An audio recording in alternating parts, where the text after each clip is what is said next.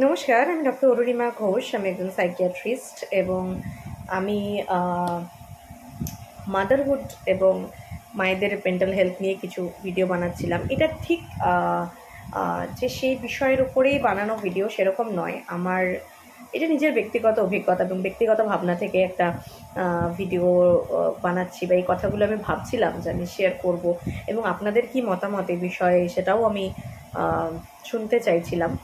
যে এখনকার দিনে মানে এই মা হওয়ার পর বা মা হওয়ার আগে বিভিন্ন সময় জুড়ে দেখেছি যে সোশ্যাল মিডিয়াতে প্রচুর কন্টেন্ট আছে বাচ্চা মানুষ করার উপরে, বাচ্চাদের নিয়ে ব্লগিং, ডেইলি ব্লগ আছে কিভাবে বাচ্চা সামলাচ্ছেন মানুষজন, কিভাবে বাচ্চার জন্য খাবার বানাচ্ছেন, কি নতুন নতুন জিনিস বাচ্চার জন্য কেনা যায় বা কিনছেন, ইত্যাদি ইত্যাদি অসংখ্য ভিডিও এবং কিছু কিছু ভীষণ ইনফরমেটিভ, ভীষণ ভালো কিছু কিছু কন্টেন্ট যেগুলো থেকে আমি প্রচুর হেল্প পেয়েছি, ইনফরমেশন প্রচুর পেয়েছি যখন নতুন ছিলাম, বা এখনও পাই। এখনও বাচ্চাকে কী খাওয়াবো বা কিছু নিয়ে কোনো কোয়েশ্চেন আসলে অনেক বা কিছু কিছু বিহেভিয়ারাল জিনিস বাচ্চার কীভাবে ঠিক করা যায় এগুলো নিয়ে রেগুলার রিসার্চ, পড়াশোনা এগুলো চলতেই থাকে।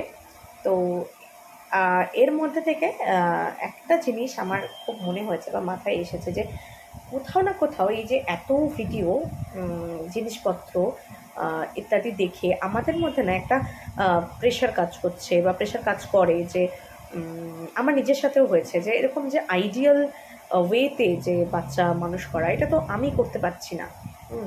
বা এই যে বাচ্চার একটা রুটিন এক্সাম্পল দিই। আমি একজন ব্লগারের ভিডিও দেখি, উনি সম্ভবত বাংলাদেশে এবং বিদেশে কোথাও একটা সেটেল। তো ওনার দেখছিলাম যে বাচ্চার 1.5 বছরের বাচ্চার রুটিন, 2 বছরের বাচ্চার রুটিন ইত্যাদি উনি শেয়ার করেছেন এবং খুব সুন্দর রুটিন, যেখানে দেখছি বাচ্চা 7টার সময় এটা খাবে, 9টার সময় এটা খাবে, 11টার সময় এটা খাবে, রাত্রিবেলা বাচ্চা এতটার সময় খেয়ে বাচ্চা বিছানায় চলে যাবে, বাচ্চার একটা বেড টাইম রুটিন ইত্যাদি ইত্যাদি। বাচ্চা 7টার সময় খেয়ে 7:30টার সময় ঘুমিয়ে পড়ছে। এবার মুশকিল হলো আমি 7:30টার সময় বাড়ি ঢুকছি। কোনো দিন আমি বাড়ির থেকে 11টার সময় বেরোই, কোনো দিন আমি সারাদিন বাড়িতে থাকি, বিকেলবেলা 2টোর সময় বেরোই। তো আমার নিজেরই তো কোনো রুটিন, একটা ফিক্সড রুটিন নেই। তো আমার বাচ্চার একটা ফিক্সড রুটিন হবে না, এটাই তো স্বাভাবিক। তো এই ক্ষেত্রে তখন আমি কি তাহলে আইডিয়ালি বাচ্চাটাকে মানুষ করতে পারছি না? এই যে একটা প্রেশার, পরে আমি ভেবে দেখেছি যে যিনি এই ব্লগটা বানাচ্ছেন তিনি আপাতত হোল টাইমার হিসেবে বাচ্চাকে মানুষ করেন এবং এই ব্লগিংটা ওনার একটা প্রফেশন। আমার তো সেটা নয়, আমাকে তো বাড়িতে বেরোতে হয়, বাইরে বেরোতে হয়, কাজ করতে হয়। আমার বাড়িতে বাচ্চা ছাড়াও আরও 5টা মানুষ আছে বা আরও 5টা মানুষের প্রতি আমার কমিটমেন্ট আছে, আমার কিছু সামাজিক দায়িত্ব আছে, আমার কিছু প্রফেশনাল কমিটমেন্ট আছে, যেগুলো আমাকে করতে হচ্ছে বা রাখতে হচ্ছে। সেই জন্য বাচ্চার রুটিন যে প্রত্যেকদিন এক্স্যাক্টলি একই রকম হচ্ছে না, মোটামুটি একটা করার চেষ্টা করা হচ্ছে। তার মধ্যে একটা যেমন ডে নাইট সাইকেলটা আমার মনে হয় যে ঠিক করা উচিত। তাই জন্য দিনের বেলা যখন বাচ্চা, না হলে আমার নিজেরই অসুবিধা হবে, বাচ্চা রাতে ঘুমাবে না এবং আমি ঘুমোতে পারবো না। তো বাচ্চার যে ডে নাইট রুটিন সেটা ঠিক করার জন্য মিনিমাম যেটুকু রিকোয়ারমেন্ট সেটা হচ্ছে বাচ্চা যখন দিনের বেলা ঘুমোয় তখন বাচ্চাকে নয়েসের মধ্যেই ঘুমোতে দিতে হবে। বাচ্চার একটু ঘরটাতে একটু আলো থাকবে, বাইরে দিয়ে গাড়ি আওয়াজ হবে, লোকে কথা বলবে, রান্নার সিটি পড়বে, সেটাই হচ্ছে বাচ্চার ডে টাইম স্লিপ বা ন্যাপ এরকমভাবে হবে। আর রাত্রিবেলাটাতে বাচ্চাকে একটু কাম, একটু অন্ধকার করে বিছানায় নিয়ে নিজের সাথে শুয়ে পড়লে বাচ্চা অটোমেটিক ঘুমিয়ে পড়বে। এর ফলে বাচ্চার একটা ডে নাইট সাইকেল ছোটোবেলা থেকে তৈরি হয়। যত তাড়াতাড়ি এই ডে নাইট সাইকেলটা বাচ্চার তৈরি হবে তত তাড়াতাড়ি বাচ্চা রাতে বেশ ভালো একটা লম্বা পিরিয়ড ঘুমোবে এবং আমরাও রেস্ট পাবো। এইটা হচ্ছে বেসিক। এইটুকু করা গেলেই আমার মনে হয় যে দ্যাটস ইনাফ, কারণ এর থেকে বেশি সবার পক্ষেই করে ওঠা সম্ভব না, প্রত্যেকের আলাদা আলাদা পরিস্থিতি। বাচ্চার খাওয়া নিয়েও সেম জিনিস আমি দেখছি যে বাচ্চার সকালে কী খাবে, দুপুরে কী খাবে, রাতে কী খাবে, এর জন্য প্রচুর কন্টেন্ট তৈরি হয়েছে, প্রচুর রেসিপি শেয়ার হচ্ছে। বাচ্চা মাফিনস খাচ্ছে, বাচ্চা প্যানকেকস খাচ্ছে, বাচ্চা ওটস দিয়ে তৈরি করা বিস্কিট খাচ্ছে, বাচ্চা মানে বিভিন্ন রকম জিনিসপত্র যেগুলো বানাতে কিন্তু যথেষ্ট সময় লাগছে, বাচ্চার জন্য আলাদা খাবার। এবার ব্যাপারটা হচ্ছে যিনি হয়তো না বানাচ্ছেন তিনি হয়তো বাইরের দেশে থাকেন বা তারা হয়তো নিজেরা এটা খাওয়ান না, বা আমি জানি না যে তাদের থেকে দেখে আমরা বাচ্চার এরকম প্র্যাকটিস বানানোর চেষ্টা করছি কি না। কারণ আমরা তো বাড়িতে ভাত ডাল মাছের ঝোল খাই, তো এটা তো এক্সপেক্টেড নয় যে আমার বাচ্চা পিউরিজ, মাফিনস, স্যান্ডউইচেস, তারপর পাস্তা এইসব খাবে। সব সময়, মানে মাঝে মাঝে খাবে ঠিক আছে, কিন্তু অ্যাজ এ মিল যখন আমি বাচ্চা সলিড শুরু করব তখন বেসিকটা কি, বেসিকটা হলো বাচ্চা প্রথমে হচ্ছে গলা গলা খাবার খাবে, পিউরি খাবার খাবে, তাতে নুন দেওয়া যাবে না, চিনি কম দিতে হবে, যেগুলো মানে বেসিক রেকমেন্ডেশন। এবং আস্তে আস্তে আমরা মানে পিউরি বা গলা গলা খাবার থেকে সলিড খাবারের দিকে বাচ্চাকে নিয়ে যাব। সারা জীবন যেন বাচ্চা পেস্ট না খায়। বাচ্চা যদি পেস্ট খাওয়ানোর অভ্যাস করে, অনেক বাচ্চা 2 বছর 3 বছর অবধি পেস্ট খায়, বাচ্চা খাবারের কনসিস্টেন্সি বুঝতে পারে না, খাবারের টেক্সচার বুঝতে পারে না, এতে বাচ্চার সাথে খাবারের যে একটা সম্পর্ক বা আলাদা আলাদা খাবারকে বোঝার যে ব্যাপারটা, বাচ্চার পছন্দ অপছন্দ এগুলো তৈরি হয় না। বাচ্চার পেস্ট খাওয়াটাই অভ্যাস হয়েছে এবং বাচ্চা চিবাতেও শেখে না। তো বাচ্চাকে আস্তে আস্তে নর্মাল খাবারের দিকে নিয়ে যেতে হবে। সেই নর্মাল খাবার তো সেইটা না যেটা আমরা বাড়িতে খাই নর্মালি।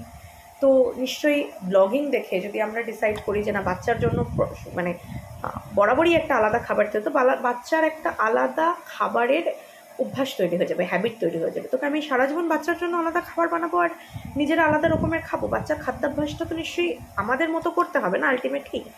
তো প্রথমে বাচ্চা যেটা খাবে সেটা হচ্ছে বাচ্চা গলা ভাত খাবে, আলু সেদ্ধ খাবে, বিভিন্ন সবজি সেদ্ধ করে ভাতের সাথে চটকে মাখন দিয়ে বা ঘি দিয়ে দিতে হবে। তারপরে আস্তে আস্তে বাচ্চা খিচুড়ি খাবে, তারপর আস্তে আস্তে বাচ্চা ডাল ভাত মাছের ঝোলে শিফট হবে। এটা হচ্ছে বেসিক, এইটুকু করতে হবে। এবং এইটাকে এরপরে যে বাচ্চার জন্য আমরা নিজেদের পছন্দ মতো সময় মতো নতুন নতুন খাবার বানিয়ে খাওয়াচ্ছি, একটা আনন্দ পাচ্ছি, সেটা আলাদা ব্যাপার, কিন্তু সেটা কিন্তু কম্পালশন নয়। তো এইটা বুঝতে হবে। তারপর দেখলাম যে বাচ্চার জন্য জিনিস কেনা, বাচ্চার জন্য প্রচুর জিনিস মার্কেটে পাওয়া যায়। বাচ্চার জিনিস বানানোর জন্য আলাদা আলাদা ব্র্যান্ড আছে, বিভিন্ন ব্র্যান্ড, যেটা দোকান আছে, শোরুম আছে, গিয়ে দেখেছি যে শুধু বাচ্চার জন্য জিনিস পাওয়া যায়। বাচ্চার আলাদা শোয়ার জায়গা, খাওয়ার জায়গা, হাত ধোয়ার জিনিস, মুখ মোছার জিনিস, সব কিছু বাচ্চার জন্য ডিফারেন্ট পাওয়া যায়। এবং সেগুলো যথেষ্ট ওভার প্রাইসড, মানে খরচ সাপেক্ষ। সত্যি কি বাচ্চার এতটা আলাদা আলাদা জিনিসের প্রয়োজন আছে, নাকি শুধুমাত্র আমাদেরকে একটা প্রেশার ক্রিয়েট করে একটা বিজ্ঞাপনের চটক দিয়ে আমাদেরকে কিছু জিনিস কিনতে বাধ্য করা হচ্ছে? এইটা ভাববার একটা জায়গা রয়েছে। এবং আমার মা তো বরাবরই বলে যে আমরা বাচ্চা মানুষ করা নিয়ে বড্ড বেশি বাড়াবাড়ি করছি, যেটার সাথে আমি যদিও অ্যাগ্রি করি না। কারণ অনেক জিনিসপত্র যেগুলো আমাদের মাদের সময় ছিল না, আমাদের সময় আছে, সেগুলো আমাদেরকে হেল্প করছে আমাদের কনভিনিয়েন্ট অনুযায়ী, মানে যে আমাদেরকে জীবনযাত্রাটাকে আরেকটু সহজ করে দিচ্ছে। যেমন ব্রেস্ট পাম্প, ভীষণ ইউজফুল একটা জিনিস। ব্রেস্ট পাম্প ছিল বলেই আমি আমার বাচ্চাকে কাজ করেও, মানে কাজের জন্য বাইরে গিয়েও, অনেকে হয়তো অফিস জয়েন করে পাম্প করে কিন্তু ব্রেস্ট মিল্কটা খাওয়াতে পারছি। ব্রেস্ট পাম্পের অপশানটা আমাদের কাছে ছিল বলে। কিন্তু ব্রেস্ট পাম্পের স্টেরিলাইজারই যে আপনাকে ব্রেস্ট মানে বটলের যে স্টেরিলাইজারই ব্যবহার করতে হবে এরকম কোনো মানে নেই। আপনি জলেও ফোটাতে পারেন এবং দুটো একই রকম ভাবে এফেক্টিভ।